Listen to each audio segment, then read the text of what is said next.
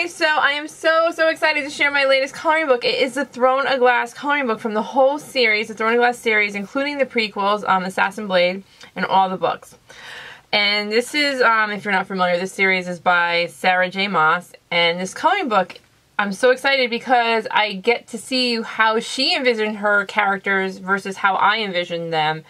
And of course we always saw like Selena on the cover of the books, but other than that we never got to see what they, what she really thought they looked like. And I have to say, on some of them I was dead on, and some of them I was totally different. Okay, so this coloring book, the paper is pretty thick. It's a good quality paper, and you have like a picture on one side and then you have kind of an excerpt saying where it's from. And you can use, I'm sure if you use like alcohol markers, I haven't obviously used this book yet, it probably will bleed through, but if you don't mind it going onto the writing, just beware. So anyways, and the other thing I am going to say is if you haven't read all the books, this video is going to contain spoilers, because I'm going to say what's going on each page, and that might ruin something for you if you haven't read all the books through all the way to Empire of Storms. So if that is the case, just turn down your volume and do not listen, and just look as I flip the pages, because I don't want to ruin anybody's book experience for them by listening, to the review. Like if you only read 1 or 2 books and you're like, oh, I want to see the coloring book, and then you hear me say something that happens in book number 5, then you're going to be really upset. Well, I don't want to. So yes, turn down the volume. Okay, so it starts off, let me just say, so there's 3 artists who did the drawings for this, and 2 of them are kind of the same style. I can't really tell the difference, but then there's like the 3rd artist, and the style is, I'll show you when we get to it, but I don't really like it, and I'm kind of sad because it's one of my favorite characters, and they don't really do the character justice, and we'll get to that. So the book starts off with the prequels, the Assassin Blades, and it's the Assassin and the Pirate Lord, and this is when Selena first takes off her mask and to Rolf to kind of like when she's going to set the slaves free and to give them time, to lower the chain. So, kind of takes off her mask and he sees that, she's actually indeed very pretty. Okay, moving on.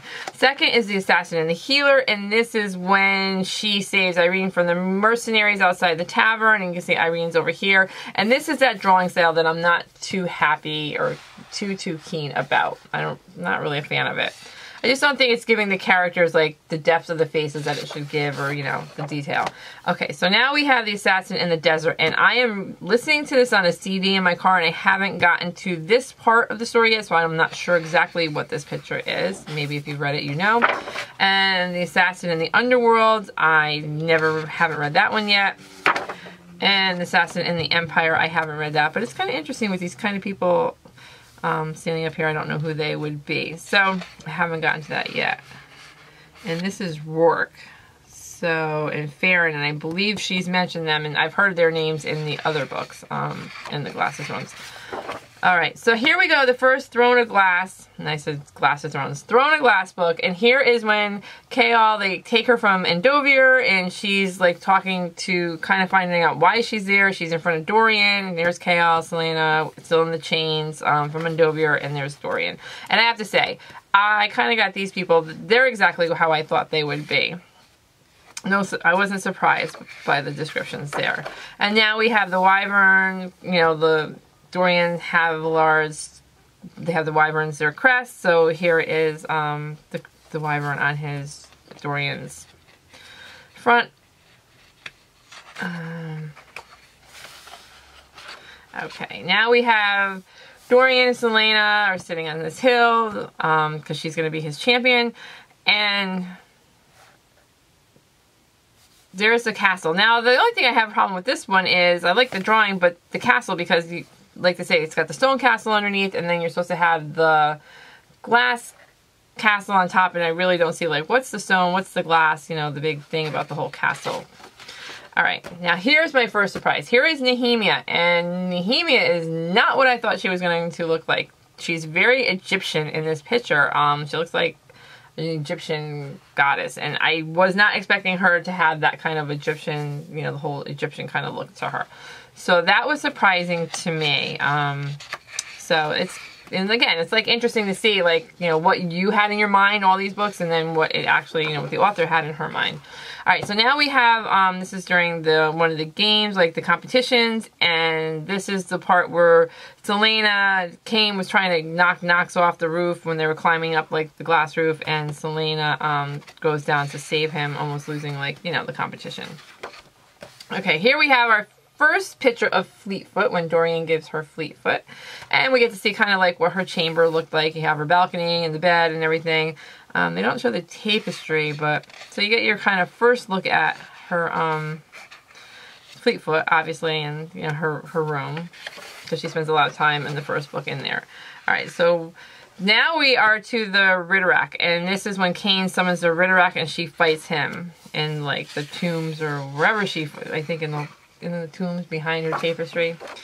Alright, so at first I wasn't too sure about what this one is. And I think this is when she, at the end of the book, or like when she becomes champion, when she defeats Cain, because remember, Caltaine poisons her drink and she's kind of all seeing things and everything, and the fight, and this may be like Chaol coming to get her. I'm not sure if this is the part or not. This doesn't really help me figure it out, unless I went back and looked at the book, but I think that's it.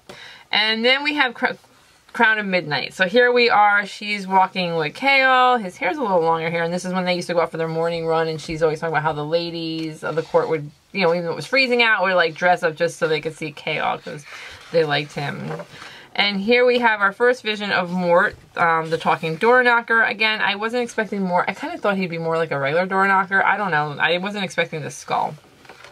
Alright, now we have still in Crown of Midnight, and we have Dorian, the first time his magic surfaces, and he punches the hole in the wall up in the library. Okay, here is our first look at Baba Yellowlegs before Selena goes into her, you know, her magical kind of wagon of mirrors. So that is our first look at Baba Yellowlegs. And then we have Selena when she goes to see Nehemia's grave for the first time. And now we have the portal with the weird marks all around them. And I guess the swirling stuff is the other side. And now we have here Selena, the first time we see her in Fae form, when she turns Fae over the portal to save like Chaol, and he kind of realizes the horror of what she is. Okay, so, alright, and now we're still in Crown of Midnight. So now Chaol, like, he sends her to Gwendolyn to keep her safe, and she kind of whispers something to him, and he goes in and he realizes that she is not only Selena Snowdrothian, but that she is also Aelin, the Queen of Terrasen. Okay. Alright, so now Selena is in Gwendolyn, and she is kind of like, doesn't know what to do. She's been drinking, hanging out, not doing what she's supposed to be doing, and she's pretty miserable. And then Rowan comes to her in the alleyway. And this is our first glimpse of Rowan. And I will say that some of the males kind of type look alike. If you go, I'll show you. Alright, because here I thought we were at Rowan again, but we are actually meeting Aedion the first time here. And this is when we first get to see Aedion. And now here's the king, King of Ardalan here, and he kind of wasn't what I thought either, because Aedion looks kind of like what I thought he did, and Rowan looks kind of like what I thought he did. The king, though, I kind of thought they described him as being pudgy, a little out of shape or something, and I don't know, I wasn't picturing him to look like they show here, and I'm assuming that's Chaol right there. Alright, so now we have Dorian and Sorcha, and when she's fixing his hand, and this is Air of Fire. And now we have when they're in Mistward, where Selena's in Mistward and she's working as the scullery maid in the kitchens, and I guess this would be the kitchen that she is working in. Alright, and now we are at the Gap, the Firian Gap, going to Morath. So this would be like how the Wyverns had to like crawl, I guess. Alright, so now this is Ren, Aedion, and Chaol when they were meeting, like, to talk to each other as, you know, rebels, and then the soldiers kind of came after them and they injured Ren, so they were looking for a place to kind of hide out, and this is when they're in the opium den. And here is that drawing that I was really not happy about, because here we get to see Manon for the first time, and she is really like one of my favorite characters in the book. So I really wanted to see her with her iron teeth and her hair, and she's supposed to be so beautiful, and her, you know, silver white hair and her teeth and her iron nails and Abraxos. So really not doing them justice, I think. I'm really kind of disappointed. I would say that's the most disappointing thing, is because again, Abraxos is again one of my favorites in the book. And then we have here Celaena when she first comes against the Valg princes, and again, like, the princes are supposed to be so supernaturally beautiful and everything, and I don't know, this drawing just doesn't do them the justice. Although this artist, and I'll show you in another picture too, kind of just show how she's got like the fire surrounding her. Alright, so here we have Mistward when they're defending it, and Rowan's cadre comes through, and 2 wolves, 1 black, 1 white, and then the bird and the mountain cat. So we have, I guess the mountain cat would be Gabrielle, Lorcan, Fenris, and I forgot his brother's, his twin's name, and I'm not sure who the bird is, but okay, so we have that. Alright, so now we are when Celaena and Rowan merge their powers together. Okay, here at fire, and then this is when King cuts off Scorcha's head, and Dorian unleashes his power to try to save Chaol, and he's laying on the ground, and the king has the collar in his hand before he puts the collar on him. And again, the king's just, I don't know, it wasn't what I was picturing. Alright, so this is another one that's kind of surprising to me, is Erebin, with the long hair, because they always talk about his red hair, and I mean, he's older than Celaena by like 10 years, so he's like 8, you know, he's probably, well, I mean, still, he's almost probably only 30 or if that. So I just wasn't picturing him to look as, I guess, be as good looking as he is, and he almost looks kind of fey with the ears there, but so yeah, that's Erebin, and that was kind of a surprise to me. And this is when she comes back to Rifthold, and she meets him in the bar, and they talk when she first gets back. And here we have, I believe this is Asterin, because it says something about Asterin always flew with like her hands out with such joy. So I believe this is Asterin and her mounts. And now we have Lissandra and Evangeline. The first time we get to see them, and you get to see how Evangeline has the scar. Of course, they make it sound like she is scarred way worse in the book. And then we have Lissandra, who is, you know, the courtesan, who winds up being her ally. And then we are, okay, and we Queen of Shadows. And then that's all Queen of Shadows. So the Queen of Shadows, and here we go again. Disappointing, because here we are with Manon, with Eli, showing for the first time we get to see Eli and Manon. And they, I mean, you kind of get to see her iron claws or nails, but I mean, I don't think it really, I would have liked to have seen it in the other style. And we have Chaol, and we get to see Nestrin for the first time when they're on the rooftops trying to save some of the people. And we have Celaena on the rooftop. And then we have Celaena and Rowan. Rowan has come to Rifthold to find her and help her, and he cut his hair off. And so she's playing the Piniferet for him for the first time. And she said she hasn't played like since before Nehemia had died. And now this is where they go to Erebin's, and she's wearing the dragon dress. And you can see Erebin's looking at them when he realizes like how into Rowan she is, and that he's going to have to get rid of Rowan. And then we have Erebin in bed with Lissandra, and you can see the dagger and what she's going to do with that.